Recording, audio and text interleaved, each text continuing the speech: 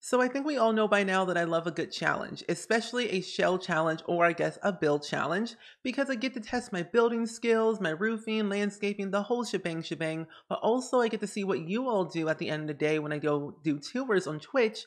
And I thought this one is actually pretty fun, pretty easy, but also very normal for you all to do. And hopefully you all enjoy it. But let me show you what the shell actually looks like. So for this shell challenge, I wanted to be a little bit different and make it a one level story type of build challenge to see what I could do, but also kind of see what you all would do with the shell challenge. Because at the end of the day, we're all builders, we all build differently, but I also want to kind of see your own creative spin to it and kind of get some inspiration from me, but also from you all, because we always do tours and we all gather inspiration in many different ways, from like flooring, landscaping, roofing, the whole 9 yards, especially even where you put it and what type of like lot you built it on. But the one singular rule that I want you all to follow is do not mess with my walls. And if you don't know what that means, basically don't move my walls back or forwards, because that's changing the structure of my build. I won't allow that. You can't add any custom content because I won't have the same CC as you. But however, you can rotate the lot however you want in any shape or form. You can change the wall heights to like medium or tall, or keep it short. You can change like the lot type to like residential to cafe, whatever you want to, no matter what packs you have. I have them all, so you're perfectly fine with doing whatever. But I do know that some people are trying to do their own creative spin to a build and kind of have fun with it. So if you wanted to move it to a different lot size, you can.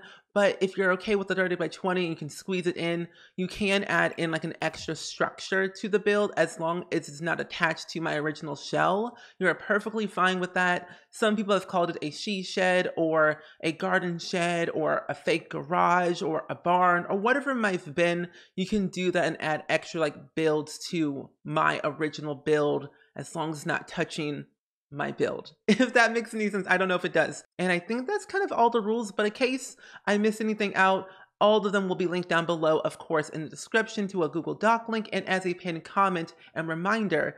The shell is due on April 6th and we'll be doing tours on Twitch on the 7th of April, 2022 at 6 p.m. Central Time. But overall, let's go ahead and hop into the speed build. So like I said before in the beginning of the video, I was trying to figure out the best possible way to make this shell challenge equally fun, but also quote unquote normal enough for me and my sanity, because at the end of the day, I haven't done enough one-story builds in The Sims 4 or just in The Sims in general, because I always feel like I need to add more to a build when in reality I can always add less and make the landscaping and exterior a little bit more extravagant, because I feel like that's where I thrive more.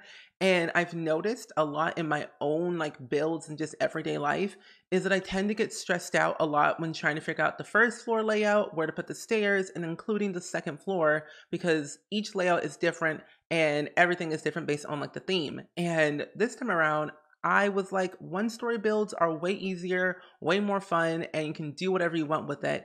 And I got inspired by my friend Kayla's shell challenge that I did a couple weeks ago. And she did a one-story shell challenge, and I was like, wait, that's actually a smart idea. Have people, challenge themselves with a one-story build and see what they come up with based on the build that you made for them to do. And honestly, at the end of the day, I think I should do them more often, just because one, I feel like I need to fill up my worlds with one-story builds, and also kind of practice a little bit more with my roofing and landscaping skills, because I feel like I always tend to build the same house over and over when it's a two-story build and I make it suburban, and suburban is fun, but I think I should branch out a little bit more. And for this shell challenge, I kind of went with more of a one-story, one-bedroom, one bathroom home, and it's like cottagey but not really cottagey. It's more like suburban cottage, if that makes sense. But I definitely added in a bunch of landscaping and a lot of like character, but kept it very minimal in a sense of my term of minimal. Like, you all know I love clutter, like to the point where I use it every single build and everywhere in every single room. I'll use it to the fullest advantage that I can do. But this one, I wanted to make it where it was, simple, easy, minimal, not too much clutter, but enough clutter where it has a sense of style and a sense of story to it. And looking back at this build, I didn't really know what I really wanted for like who I wanted to live here or how I was going to make it work, because all I knew that I want to do a one-story build, one bedroom, one bathroom, and that is it. But, however, this build does have 2 cats and 1 sim. So it's 1 sim with 2 cats, and I don't really know the names of the cats or the sim just yet. But kind of looking at the back of the footage and thinking about, oh, I did this, I did that, and thinking about of like, I should really make some more sims for each build that I do and I tell a story in. I should make them and then upload them to the gallery because it'll like take out 2 birds with 1 stone and basically have a build and a sim already made because I'm trying to build up my save file and I feel like I always neglect the sims and I always do the builds first and then the sims later on, but I should do them at the same time so it's easier on myself. Mainly it's all for myself where I want to take the pressure off me and get it done early and but make it look good. You know what I mean? So I think it's going to be great. But this got me thinking because I was talking about this on stream of how a lot of y'all really love landscaping, like my builds and my landscapes, but you also have improved your landscaping skills based off of what I've shown on stream or in videos or just talked about in general.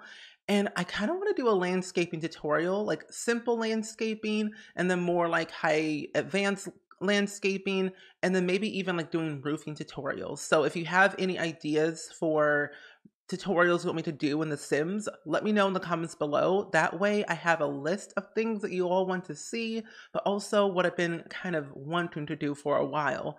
Like, I'm a person who has severe ADHD, and it's like all over the place. As you all know, when you see my speed builds and the way I talk and ramble, it's all over the place. But whenever I think of like build ideas for like speed builds or real-time builds or tutorials or any video in general, I write it down. Like I'm a very detailed orientated person, but it's like I write all my ideas down, I put them in my calendar, and then my brain tells me one thing, but my heart tells me another thing. Like my heart says, oh, you can do it, you'll love it, everyone's gonna love it. And then my brain tells me, no, don't do that, everyone's gonna hate it, stop what you're doing and never do it again. And so I listen to my brain more than my heart, and that's just freaking frustrating and it's awful. But this year, I have learned to just say, do what makes you feel happy and do what's what and hope for the best.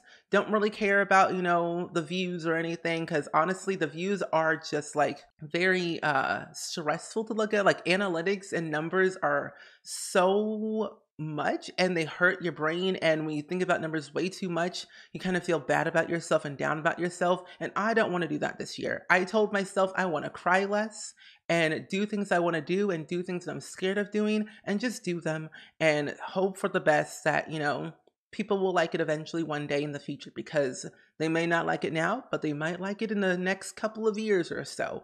Who really knows? But yeah, I don't know. I'm just like so excited about just like today and everything because I have a lot of things I want to share with you all, but I can't share with them right now.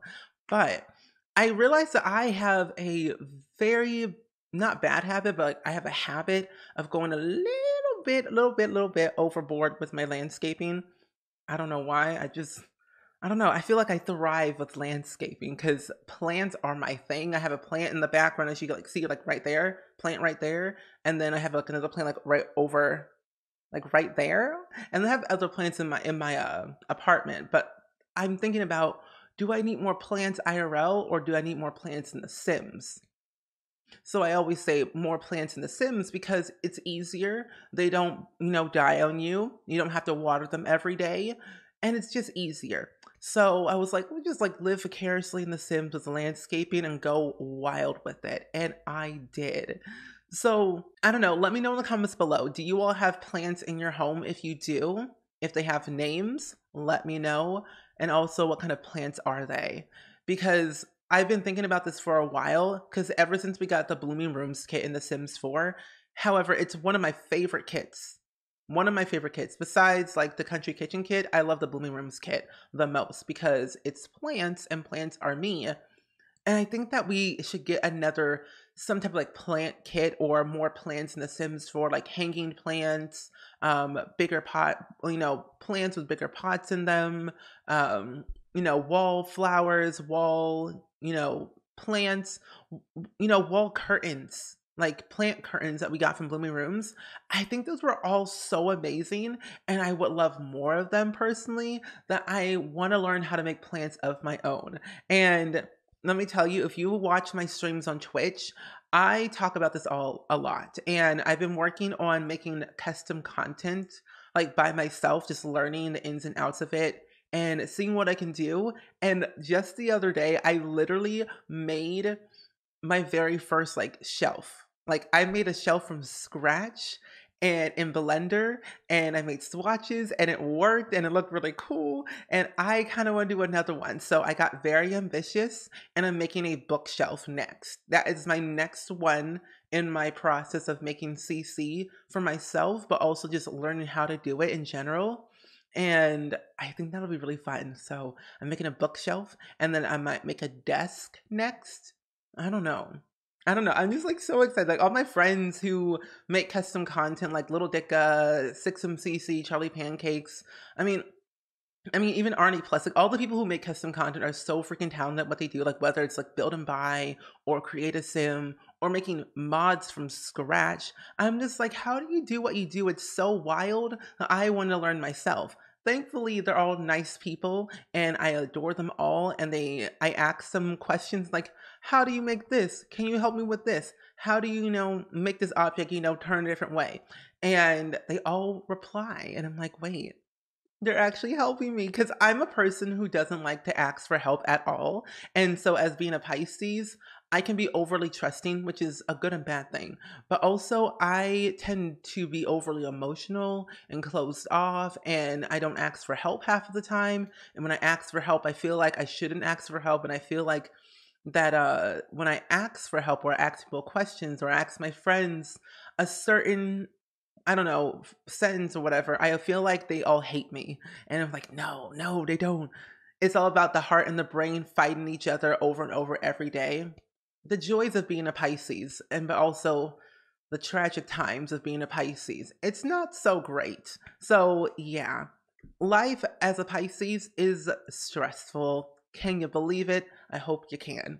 But the other cool thing about this build that I really love is the kitchen the most, because I used a lot of Dream Home Decorator with the kitchen and Parenthood. Like those two packs work really, really good. The backsplash, Parenthood, counters, cabinets, Dream Home Decorator, fridge, Parenthood, so base game. And I think that like the whole concept of trying things that normally you wouldn't do or putting things together that don't really necessarily should be put together, you should try it out. And I think that with this build, I was definitely experimenting a lot with my style of how was it going to combine all the packs that I have, but also limit myself enough to give it a sense of character. So like I know I used a bunch of like base game, Parenthood, Dream Home Decorator, Cottage Living, Blooming Rooms, and maybe another pack too. I don't know. But I definitely know I used some of my favorites that I like to use. Like the table in the dining room is cats and dogs. And I was struggling of trying to figure out the best possible way to really mix and match debug with this build. And if you don't know my motto right now, my motto for building, debug is your best friend, because debug is free and everything in debug is free. However, sometimes with debug, it may or may not work. Your sims will go through it because it's not an actual object that's functioning and, there in the game. So just ignore the vibe that your sim will go through every object that you have from debug. Like all the plants you use for landscaping, that might be debug. I mean, your sim might go through your fence. That's debug. But then again, I feel like it's always kind of the vibe that you're trying to bring instead of like the functionality behind it all.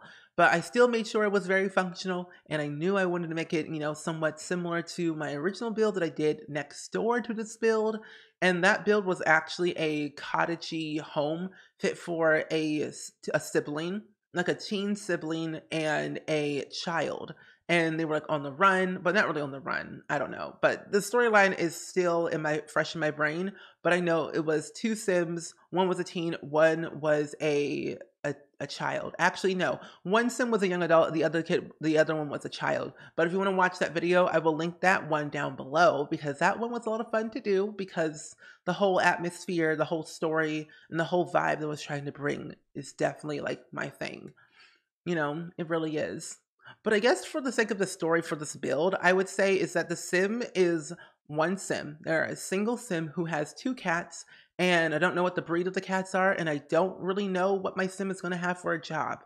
They might be an entrepreneur, but I've also been thinking that the sim owns two cats. They are at a stay-at-home position where they work as a freelancer, trying to pursue a career as a stylish influencer or some type of freelancer fashion designer or a fashion photographer and wanted to get into that business. And they love anything fashion, culture, pop culture, anything that has to do with something exciting and up to date. They love movies, they love sci-fi, they love piratey drama type comedy movies. I mean, they love Sims the Caribbean all the time. They watch it day, noon, and night. They've seen Sims the Caribbean 1, 2, 3, 4, and 5, and 6 is supposed to be coming out next year in the game, and they've been looking forward to it. And so they've been trying to create looks that are similar to that fashion of that Pirates of the Caribbean, Sims of the Caribbean vibe in their style. And so they're mixing and matching a bunch of different clothing items to fit their brand. And I kind of wanted to kind of do that with their furniture in their home, mixing and matching a bunch of different items from different packs into their home to make it theirs. Because necessarily, I would never use plant curtains in a Sim's home. But this sim was like, I don't need real curtains. I can use my Golden Pothos plants, make them into a little DIY curtain and use them to my advantage. And that's what they did. And I think it worked out for them. And personally, at the end of the day, I think where Sims are allowed to experiment and do things that they want to do when necessarily it might not work in the end result, but at least they tried. Because I think the whole idea and the concept is try things to see what will happen. Not knowing the outcome is kind of a good thing because we don't really need to know the whole result, the whole shebang to really kind of understand the concept. Sometimes you just kind of experiment and go with the flow and hope for the best, and that's all you can really do. And I think that's important to just really try things just to try it.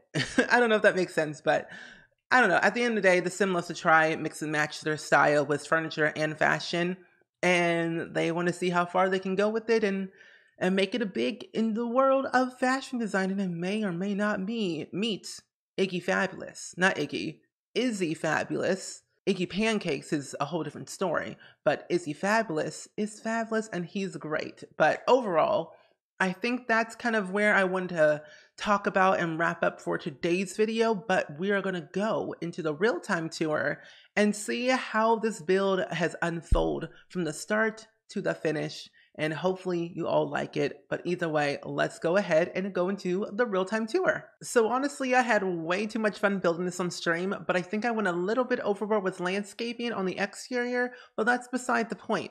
The point is that the shell took me way less time than usual, which is shocking to me, but also it's so quaint and so cute and just so warm and lovely. But I do like the fact that I did make it very minimal in a sense of like the word minimal in my terms of minimal, basically using less clutter than normal, like I usually do.